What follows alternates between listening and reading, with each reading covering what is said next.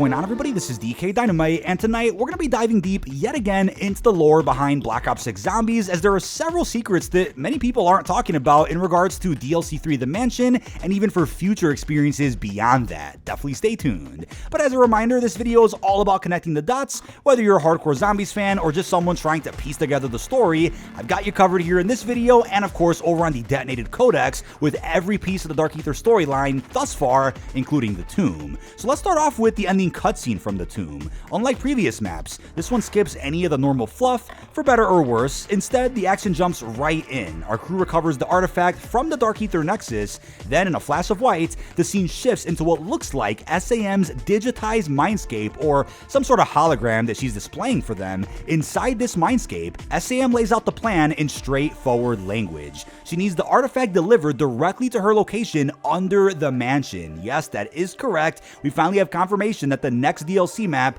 will be set at the mysterious mansion back in Liberty Falls, Shem's Folly, where some pretty big things have been happening behind the scenes. With this command to meet at the mansion, the stage is clearly set for the next adventure. Let's jump into the cult of Josiah Shem. One of the most intriguing parts of the cutscene is the mention of Josiah Shem, a figure alluded to in Liberty Falls and shrouded in mystery. He's widely known in the community as someone connected to occult practices and a cult-like following. Although other creators have dug into this lore already, here's the rundown. It seems that Shem was responsible for orchestrating a series of dark rituals, likely involving his own group of followers. This all ties directly into the lore of the mansion, where his legacy appears to loom large. People have connected the idea of killing his own followers in a large ritual, like poisoning would have caused enough death to weaken the dimensional barrier, as Cortifex mentioned all the way back in Vanguard. Shem's influence is more than just backstory though. The intel found on the map even hints at messages written in blood on the walls of Liberty Falls. These cryptic phrases like "have faith in chaos" and "help me" are believed to be connected to SAM, suggesting that the mansion and its dark history might be much more than they appear at first glance. And after reading Shem mentions being chosen by a mysterious voice and requested to build the mansion by them, it begs the question, could this voice talking to Shem all the way back then potentially be the same voice speaking to Dr. Panos even now? But speaking of Panos, I do feel like the Black Ops 6 Zombies arc has been broken up into two different sections. We have the arc from Liberty Falls, which will connect back to the mansion going into Janus Towers, whereas we also had an arc from Terminus to Citadel and of course over in the Tomb. I do feel like Panos will kind of be like the Shadow Man from Black Ops 3, where he initially made an appearance in the launch map, but doesn't end up coming back as a bigger threat or an important character altogether until around maybe DLC 4. They'll probably hint at him again in the mansion, since we don't really know his whereabouts right now, but I do feel like there's more than meets the eyes with the character of Panos. We also have all intel related to this character available on the Codex, like I mentioned earlier. Could it be related to the rise of the Shadowsmiths, who seem to be in control of the Dark Aether by the end of Modern Warfare Zombies, which we know takes place decades later? Lots of questions to ask right now, but going into the power behind the Sentinel artifacts, another major piece of the lore puzzle involves the Sentinel artifacts, as we saw from the Black Ops 4 Chaos story. We see in the cutscene pictures of all four of the Chaos story artifacts: Odin, Danu, Ra, and even Zeus, which helps us confirm that all four of those artifacts do, or at least did, exist inside of this story, and that the Odin artifact is the one we're seeing now, could be referred to as the Sentinel artifact, which is likely the last one left, or could just be the most powerful. We're just not sure. For instance, one file talks about how these artifacts work as batteries for creating and using prima materia, a mysterious substance tied to alchemy and reality manipulation that we've heard discussed since Black Ops 4. Now in Black Ops 6, it seems that both Richtofen and SAM are in pursuit of this prima materia. Another file from the cutscene's lore even dives into the history of these artifacts, mentioning their origins in ancient Egypt as a gift from Cortifex. Recent rumors suggested that we might be able to see the skeleton or body of Cortifex somewhere in an upcoming Black Ops 6 Zombies map. While that rumor is unconfirmed, I do believe there were also whispers several years back that apparently one of the other maps that was planned for Vanguard Zombies would have been Cortifex's lair. There are new leaks suggesting that we're going to be seeing a 5th DLC round-based map for Black Ops 6.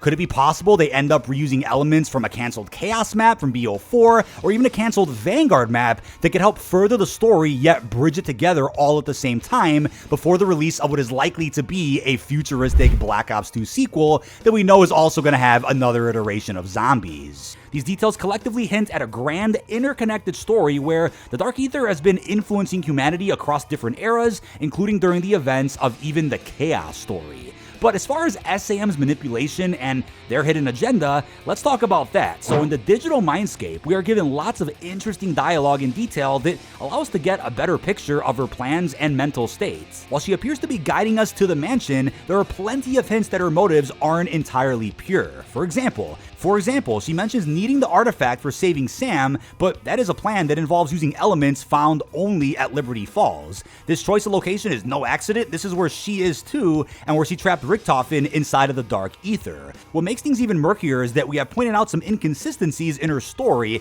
She says that she will help the crew find Richtofen, and says that she does not know what caused the initial outbreaks, when in reality, she is the one responsible for the outbreaks and knows where Richtofen is without ever informing the crew. She promises the revival of Samantha Maxis, but her delivery and the fragmented messages in her mindscape do suggest that she might be setting us up for a betrayal. In simple terms, SAM might be manipulating events behind the scenes to serve her own secret goals. Rather than helping Requiem to save Samantha, she wants to use a Sentinel artifact to control Prima Materia and make herself a physical body. Her continued interest in what Samantha was like in the intel, to a degree that almost disturbs the other characters, and the fact they continuously talk about not trusting her in the character dialogue, seem to suggest that we are building towards this big betrayal at some point in DLC 3. But there's even a bigger Chaos connection at play here, so let's jump into that. There are several pieces of intel in the tomb that suggest a direct connection to the Chaos story from BO4. One major clue comes from a name drop, Scarlet Rhodes, yes, the very same Scarlet from the Chaos crew. In an intel log, Alistair Rhodes mentions missing her birth while on an expedition with Sir Archibald. This isn't just a fun Easter egg, it firmly places these characters in the same universe, as we learn about Alistair missing Scarlet's birth all the way back in the Chaos story, but did not actually know why. It doesn't stop there. The intel also references the Order of Chaos, a cult that was central to the Chaos story. Alistair talks about keeping a low profile because he's dealing with the cult, which lines up perfectly with the Order's activities. Plus, Stanton Shaw, another key member of the Chaos crew, gets a name drop as well. This suggests that the events of the Chaos story aren't just background lore, they're directly tied into the Dark Ether narrative that we're following right now. There are some clues that were hidden in plain sight, which I figured were worth mentioning, so we have some wall writings in Liberty. Those cryptic messages like "Eddie is a liar," "help me," they're not confirmed to be connected to SAM in some way. Other creators have also debated their meaning, and while opinions vary, most agree that they hint at something to do with the voice Panos is talking to during Liberty Falls. And even maybe Samantha Maxis could be connected here. Whether those are the same person and whether Samantha is actually SAM is still unknown. Now, in the Mindscape, you might have noticed familiar power-ups like Insta-Kill, Max Ammo, Fire Sale that are just drifting around. This can't be a coincidence though. Could be a nod to older mechanics, but with a twist. It shows that SAM now controls these elements in the same way Samantha Maxis and Dr. Monty had before. This suggests that she has a level of power over the Dark Ether around the same as Zykov, aka the Forsaken, furthering the theories that she is powered by him inside of her orb. There's also a mysterious horn key. One of the intel files from Shem mentions a horn key, which is a symbol that seemed to be vital for unlocking the secrets hidden in the mansion. Could the horn key be the Sentinel artifact, an object that Shem would not have known even existed? Lots of questions to think about. But as we look ahead to the mansion, I don't think the mansion is just a fancy old building. It's a place built on dark rituals and steeped in occult history. With Josiah Shem's legacy looming over it and SAM looming underneath it, expect the location to have an eerie, almost haunted type vibe, kind of similar to Dead of the Night from BO4. This is also reinforced by some Liberty Falls Blanchard intel where he does mention his grandfather telling haunted stories about this specific mansion. Now, the hints of SAM's hidden agenda and consistent deception of the Requiem crew do suggest that the story may take an unexpected turn.